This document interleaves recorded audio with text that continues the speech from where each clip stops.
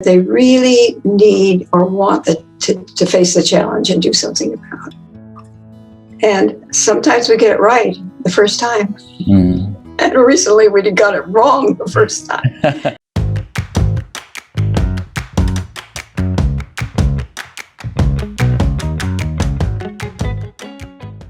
All right.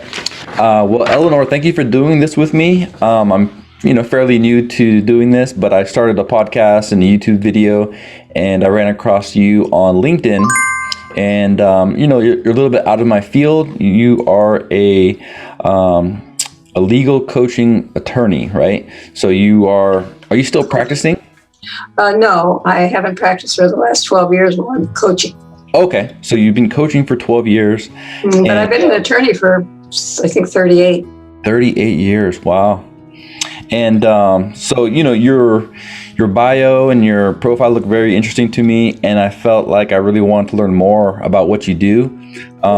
So myself, I'm in Santa Rosa, you're in Santa Cruz, which is not too far. Me and my wife love to get down there when we can. It's a beautiful little getaway. And so the boardwalk is open now. It just opened? For your kids, yeah. Nice. Yeah, we're going to have to visit that. And so I did take a look at your website, and you have some interesting things on there. And kind of like myself, I've had coaches myself, and I kind of feel like I can't wait to get to the position where I can start giving back, what I have to offer, younger agents and agents that want to have that work-life balance. And it seems like that's exactly what you do. And so I kind of want to get into that. So, and you're coaching, you want to coach real estate agents, correct? Brokers and agents, right? Correct. I'm sure they have their own problems. Yeah, definitely. And I think one of them can be just overworking, to be honest, and I think with myself, I've kind of had to design my career on my schedule the way I like it, because I'm not a workaholic. So I always tell my wife, I said, if you want a workaholic, it's not going to be me. But, I've been able to manage pretty good. I got 4 teenagers now. My wife's a stay-at-home mom. So I kind of created a lifestyle that really works for us. And it'd be nice to share that with other people. Yeah. As you start your coaching career. Exactly. And so what got you interested in becoming a coach? Well, I went to law school kind of late in life, and so I started in, and I was after I passed the bar, I was a law clerk for a while first, and then after I passed the bar, I was an associate, and then I figured, I'm never going to get anywhere in here. I'm never going to make partner. It's not going to happen with this guy. So I went ahead and started my own practice. In 1987, on April 15th, because I figured if the IRS could get rich on that day, so could I. And that's a good day, yeah. Well, it didn't happen so. The rich part didn't really come as I had planned it too much, but it was good. It was real good. And then about 13 years ago, I guess it was, or so, I was I started the practice, so I was like, in 2008, I was starting to wind down. I didn't know exactly what I wanted to do, but I knew I didn't want to do this anymore. And so I started kind of just winding down with my cases. And what happened was I got to the point where and then I had an opportunity to move to Santa Cruz, and I had actually lived in Carmel Valley for many years, and starting a theater there years ago. And so I knew that, the lay of the land, and it's so nice here, and it's so different than LA. I mean, my office was on Wilshire and Olympic. I mean, I was really in the thick of it, the whole thing's, and very competitive there. Yeah. So and I had 3 coaches. I started off, but none of them were attorneys. So that was interesting. But they were business coaches. We didn't even have attorney coaches in those days, I don't think. Yeah. But anyway, this was, the dark ages. So So anyway, when I got to Santa Cruz, I thought, I'm not really ready to retire. I was newly married. I was, da da da da. So I decided, okay, I'm gonna start this business. So I did. I brought a bunch of my old cases with me, the ones that I was still working on, and those just soon ran out. What was your practice? What was your specialty? Yeah, I did personal injury, workers' comp, and then immigration. Okay. Mm-hmm. So, and those are highly competitive, especially for women in Los Angeles. So I really needed, and not only that, but I knew the law. I knew what I was doing as far as operating the infrastructure of a law firm. What I didn't know was I didn't have any marketing skills. I had because my bosses had always done that. So I had to really learn that. Yeah. And doing it on my own for the 22 years that I was in sole practice. So, but it was a very fulfilling kind of career. I was able to make a substantial living. I have 2 kids. My son's an orthodontist. I had sent him to USC, a whole bit. So, it was really a pleasure to do all of that. But then when I got here, I thought, I can do this. I have so much experience. I have so much age. The age has taught me so much. Mm-hmm. And, I had children. So life experience plus your business experience. Absolutely. Yeah. Absolutely. So anyway, I started the practice, and it slowly grew over 22 years, and it was good. But as I say, this is what I really wanted. So I started off, and what I did was I took 4 people pro bono as a coaching client. Okay. This is something you might listen to. I took pro bono because I just had in my heart, I knew that unless I had somebody that was going to say, oh yeah, she's pretty good, she knows what she's talking about, it was going to be hard. So I got, and those people were just wonderful. They absolutely were phenomenal. Were they in this part of the country, or were they? No, they were here in Santa Cruz. Okay. So I could do it from my office. I had an office then. Yeah. Now, were they, for the most part, brand new, or were they seasoned, but kind of? No. Well, that was really interesting. Most of them were at least 6 years into practice. Okay. Those first 4 that I coached. Mm-hmm. And a couple of them are still with me. Oh, nice. I mean, in this business, what happens is you start out, somebody has big, not problems, but challenges maybe. And so they start off to do stuff, and then they reach their goals, and they go off, and then they come back when something starts happening and they want to do something different and whatever. So we try to give them tools so they won't, they can start doing stuff on their own. But sometimes that doesn't work. I see. And so different challenges might come up later. Yeah. Now, what are some of the problems that you see that they need the most help with? Well, attorneys are very risk averse.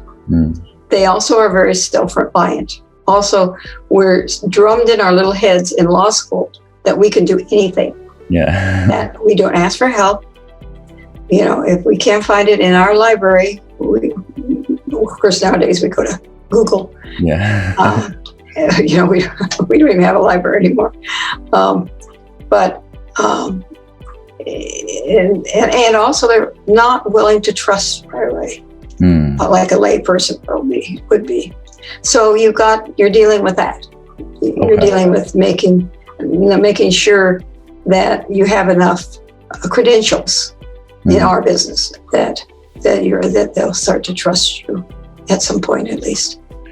When you get your clients, how does your first session usually go? Well, what we do is we come in and have a 2-hour, come in. We do it now on Zoom or phone. We have a 2-hour session, in which we delve very deeply into what, they usually have something, I want to make more money, I want to have more time. They can usually articulate what's bothering them. And so, but these are all kinds of people. I mean, these are people in public service. These are, charity, law firms. The people are in a lot of them are sole practitioners. And so we have to meet them where they are. So that first 2-hour session, we really dig deeply into what is it that they really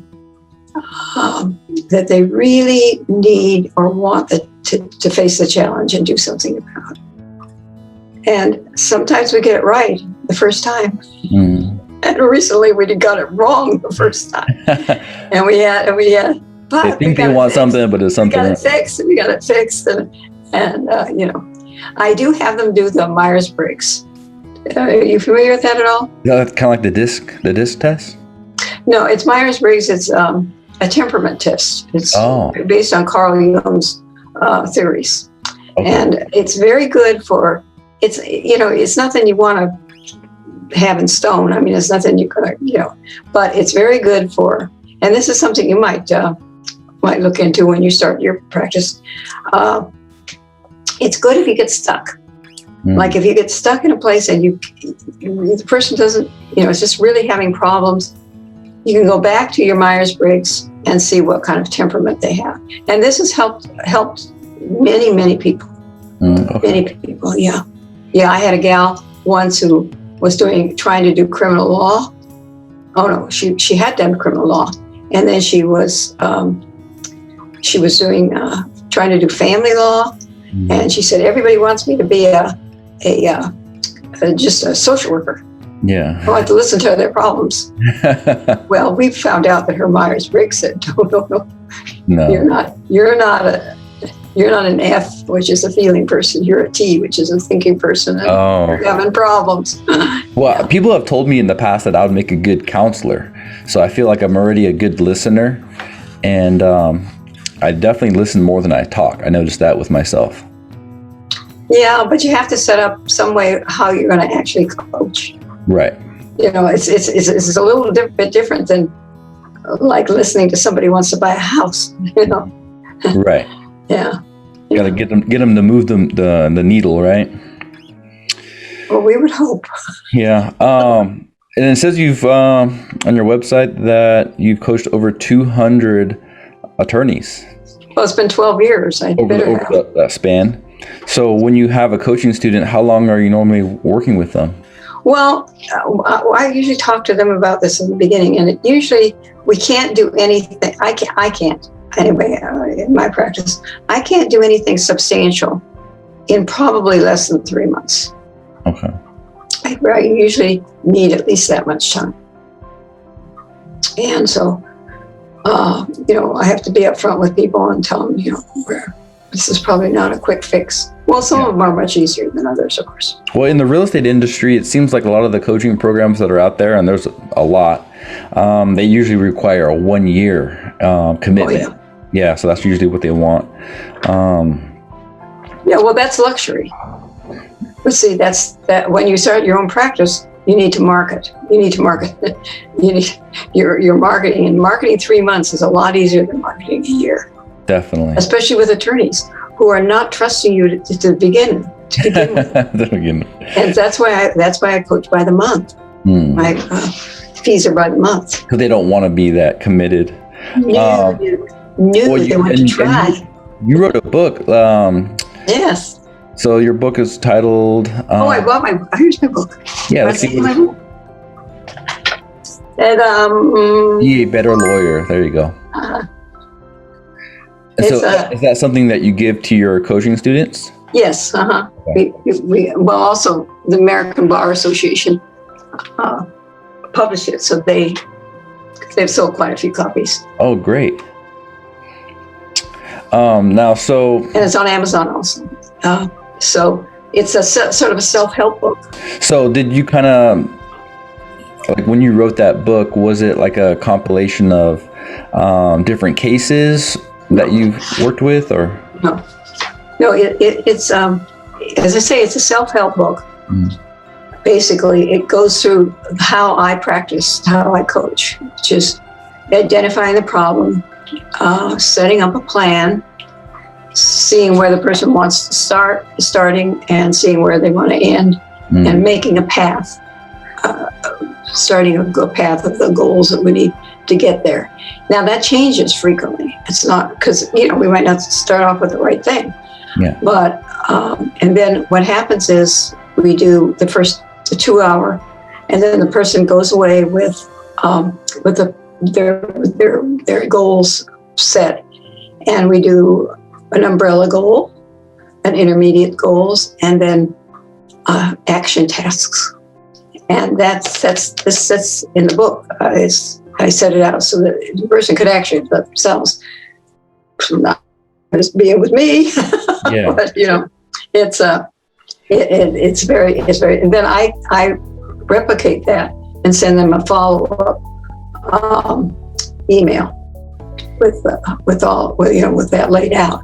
No, we probably coach every week, once a week, for a month or so, until we see how we're going, and then we might do more or less.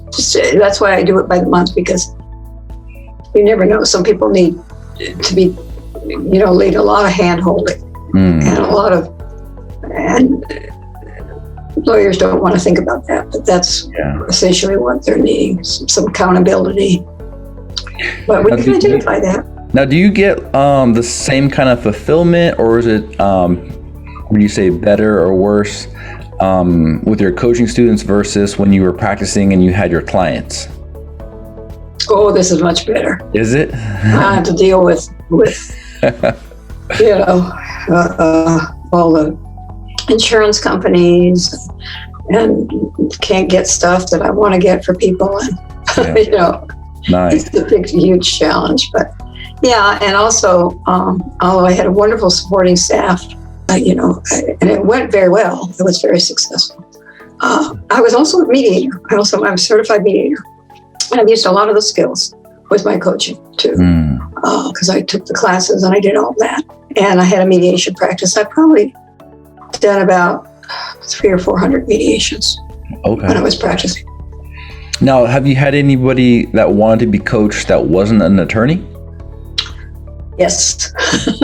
Do you take them? Sometimes. Sometimes. Okay. My friends, people who I've coached, they please, my son needs to do it. So, I go ahead and do it. Now, but besides the 3 coaches that you had over your career, did you experience any like Tony Robbins type of coaching? Well, I did do seminars. I used to speak a lot. I was an advisor on the solo and small firm committee for the state bar for like 16 years. Okay. And I used to do lots of speaking and, hopping on the airplanes, hopping off. Yeah. That got too tiring for me. Yeah. I figured I'd just rest on my laurels. And then what other, besides your book, what other self-help books do you recommend for people to be reading these days? Actually, I have a great bibliography in the back of this book. And things like What Color is Your Parachute? Okay, I never heard of that one. Richard Boyles, he's a fantastic person, and so much about life balance. And The 3 Boxes of Life he wrote too. That was good. Stephen Covey, I have revamped some. I do a lot in time management, because that's particularly something that I would say is bottom line. Everybody, all the people I coach need. With all, and so what I've done is I've taken Stephen Covey's the way he has it set out, and I've changed it a little bit for attorneys, and worked with it that way. Bill Gates's book is fun. The Speed of Thought, Business at the Speed of Thought. Okay. Most of the attorneys, the solo practice, people that solo practice, need a lot of business type coaching, because that's one thing they don't teach you in law school. They don't teach you much of anything in law school. But one of the big things they don't teach you is how to run a business. You know, and so there's a lot of I write a lot of articles about that and so forth, and talk about the elephant in the room, and you know, how to cope with these things, how to cope with toxic clients. So that's business thing is you know, how to keep records, how to, you know, if I ask you how much money you got in cash on hand right now, you should be able to tell me. How much is I'll send you a message.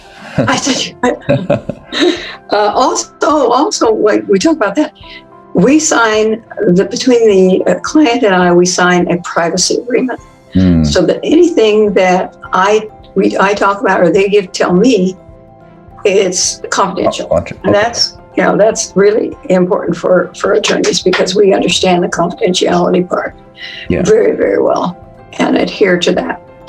And even what I tell them is confidential. So now that if I'm going to send them to somebody to work with or something, you know, then we can play with that a little bit.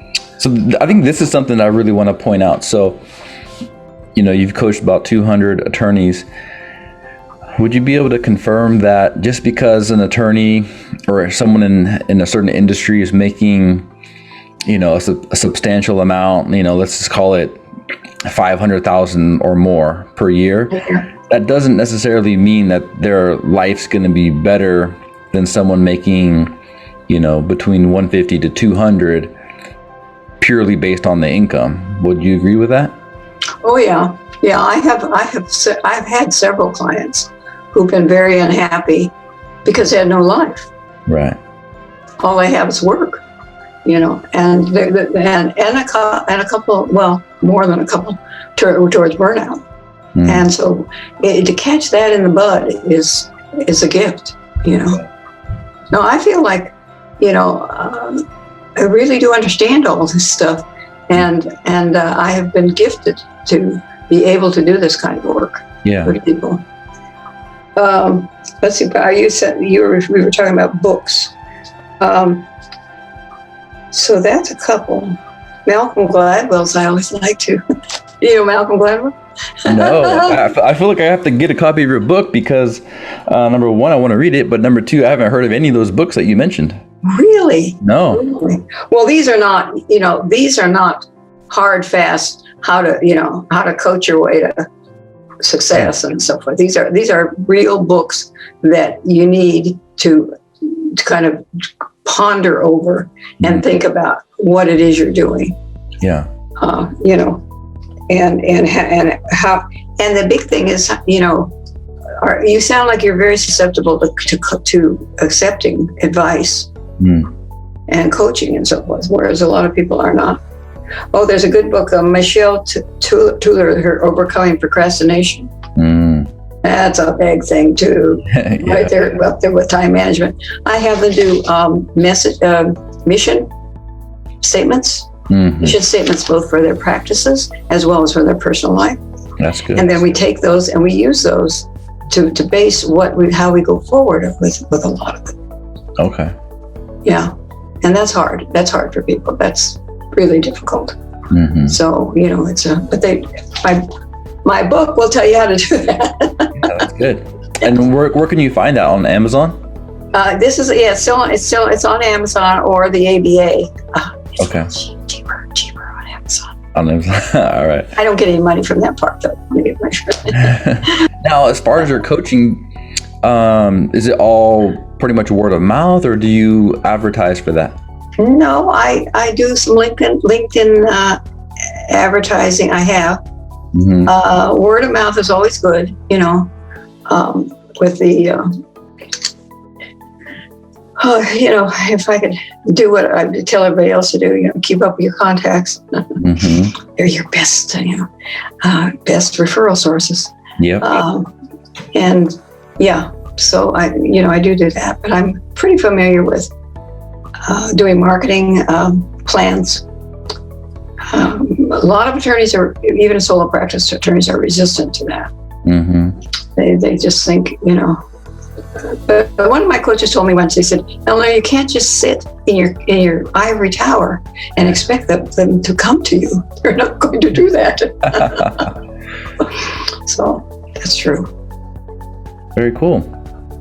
Well, I really appreciate you sharing with me what you do and kind of how you got into it. For people to find out more, mainly attorneys, it sounds like what you want to work with, where's the best place for them to find you? Well, probably my website, sotherslaw.net. Okay. It's got most of the information on there. There's a directory that's got a lot of other things on there that are kind of interesting, some PowerPoints and some lots of articles and that sort of thing. Now, do you do like a consultation, or how does it work? Yeah, I have a 30-minute free complimentary consultation. Okay. And there's a page for that. You go into that and sign up for a convenient time. Okay. And that's the best way to start, because then we get to really talk about, are we a good fit? Mm-hmm. You know, are we going to be able to work together? You know, is that person going to be able to trust me enough that we can, you know, work through what the real needs are? Yeah. And so that's probably I have a LinkedIn profile also. Okay. Which some people have used, I know. I guess I'm pretty high up on Google. Nice. Organic, huh? Oh, yeah. Nice. So technology is so good and so bad. Yeah, it can be. Yeah. Well, you know, I'm of the day when we had messengers and carbon paper. I know. Those days are gone. Electric typewriters. Everything is a fact, and not even fax anymore. It's all email. Yeah. It's a whole different world. And of course, with this COVID thing, it's become even more difficult. Mm-hmm. Although I must say, you know, I keep up with the Indeed. You know, Indeed, that's it's a work center, you know, where they have job center. Oh, yeah. And I keep up with that. And boy, I mean, there is a lot of jobs out there. I have had no problem with getting jobs for people during this you know, this epidemic. Even though I thought, these firms are just going to be closing down. That's not true. They haven't. So it's interesting. Thanks for watching my video. To learn more tips and tricks how to save money or make money in any real estate market, please like and subscribe. My goal is to keep giving you valuable content that you can use. Any questions, please comment. Thank you.